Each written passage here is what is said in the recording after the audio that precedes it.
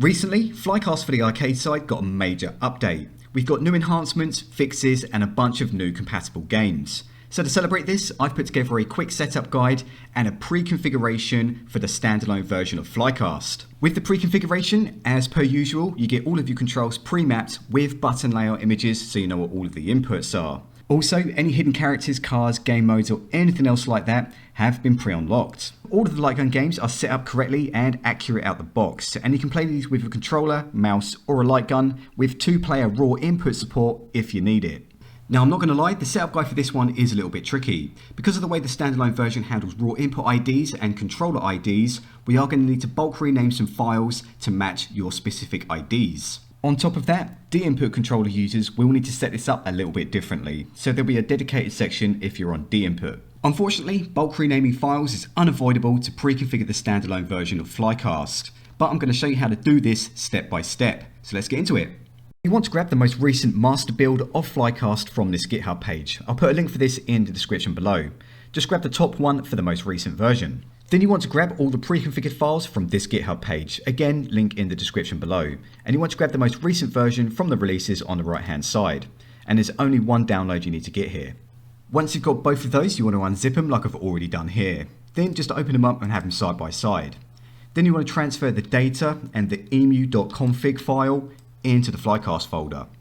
Now unfortunately, here comes the tricky bit. Because the standalone version only uses SDL, it does mean that all XInput controllers are split up into their individual IDs. Rather than being able to supply just one set of remap files that will cover everybody's XInput controllers, I have to provide remap files for each individual controller ID.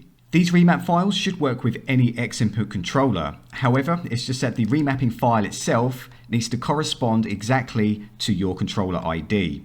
So to find out what your controller ID is, you want to start the emulator up, go into settings, go to controls, and your controller ID should be as plain as day right here. So because mine is showing up as an Xbox 360 controller, I'm going to go into the Xbox 360 controller in these pre-config files and move the mappings file within over to Flycast.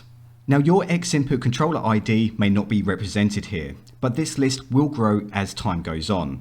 And if your controller is not here, there's two things that you can do. Let me know exactly what the controller ID is showing up as in Flycast and put it in the comments below and then wait for me to add it. Or you can use a bulk rename utility to change the name of these files to your specific controller ID. Bulk renaming the mapping files if your controller isn't here isn't as difficult as what you might think it is, so I'm going to show you how to do it real quick. Now if you do need to do this, I recommend using the mappings files for Xbox 360, just so you can follow along. So take the mappings folder out of that one and then place it into Flycast. Then you want to download and install bulk rename utility. I'll put a link for this in the description below. So grab that, install it, and get to this point here. You want to find the Flycast emulator folder on the left hand side and then go into the mappings folder. And you can see we've got all the remap files appear at the top. So we want to replace Xbox 360 controller in these file names to your specific controller ID. And we're going to use this replace function. So in the box at the top, you want to type out Xbox 360 controller and make sure it's spelled correctly. Then you want to bring Flycast back up and double check your controller ID and make sure that you copy this exactly into this box here. Obviously I'm already using an Xbox 360 controller, but I've got another one that I need to do that I'm just going to paste in here. And once you're happy this is all spelled correctly and all formatted absolutely perfectly, just click on any of these at the top here, press Ctrl A, and then press rename in the bottom right. Press OK to this, and it should say 160 or so items successfully processed. Then press OK, and that's it. Now one very important thing to note with XInput is that if you're using multiple controllers and these are mismatched, you'll then need to add the remap files for those additional mismatched controllers. So because I'm already using the Xbox 360 controller remaps, any additional 360 controllers I connect will be just fine. However, if one of those controllers is say a 1S controller, I would then need to add these mappings files to Flycast in addition to those 360 ones. Now if you're using a DInput controller, unfortunately I can't pre-configure for those with SDL. Because XInput has the same input IDs across all of their controllers, it means I can configure for one and it will be the same for all. That is not true with DInput, especially with SDL. However, you can use third-party software to spoof your DInput controller into thinking it's an XInput controller.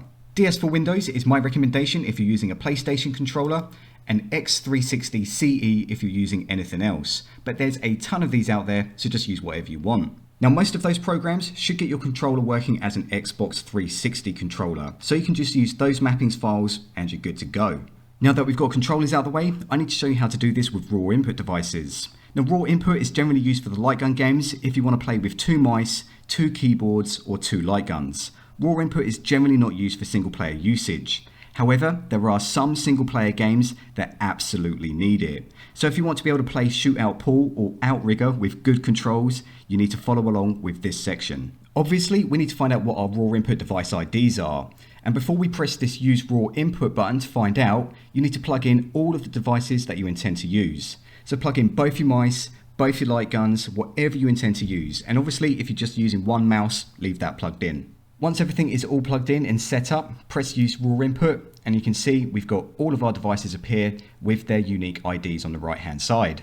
Now that we can see all of our IDs, we can go ahead and rename the mapping files to match. So you want to bring back up bulk rename utility and find the mappings file within Flycast, exactly the same one we were using earlier on. And again, we're going to use this replace function. With the raw input remapping files, I've put unique IDs in each for the first player and second player for keyboard and mouse to make it really easy to find and replace. What you see on screen now is what you should be adding into this replace box depending on what you're setting for, whether you're setting for mouse or keyboard for the first player or the second player. If you've got light guns, you're using those same mouse remap files. Because I want to set this up with my one and only keyboard first, obviously I'm going to be using vidkey1 in those squared brackets. Then just bring Flycast back up and double check what the VID number is next to the keyboard device.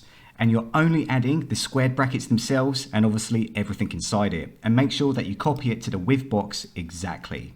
Once you're satisfied you've copied that VID number over exactly within those squared brackets, you just need to click on one of these up here, press Ctrl A to select them all, then click on rename in the bottom right hand corner. Press OK to this and it should say 27 or so items successfully processed. And that's it. Now just to show you that process one more time in case you missed it, I'm going to set up my first player mouse. So I need to change this vidkey1 to vidmouse1. There we go, and make sure that you're using squared brackets.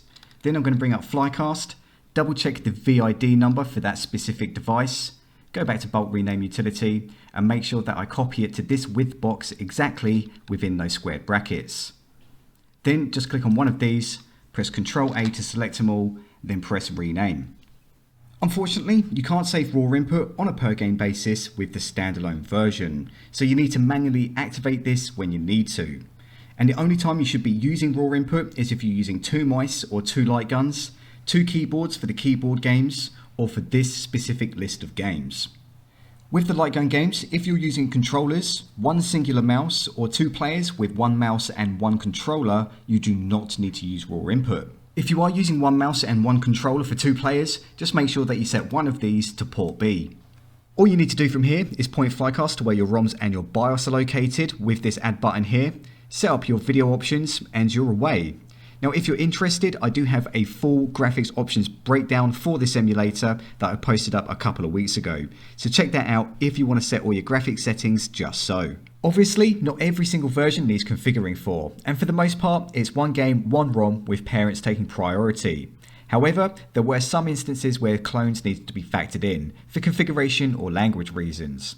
And for a full list of exactly what's been configured, go to this Launchbox page here for a full list. On that same Launchbox page is where you'll find those button layout images and a whole bunch of other information. And there's also custom platform XMLs if you want to get this set up with Launchbox. There we go, that's how to get Flycast Standalone set up with the pre-configuration. Now I was considering not putting this one out because of its complexity, and if you are having any issues, let me know in the comments below and I'll do my best to help you out. Also, if you have an XInput controller ID you want me to add, again, let me know in the comments below. If you actually found this video helpful, slam me a thumbs up, and if you want to keep up to date, you know what to do. And apart from that, go play some games. Adios.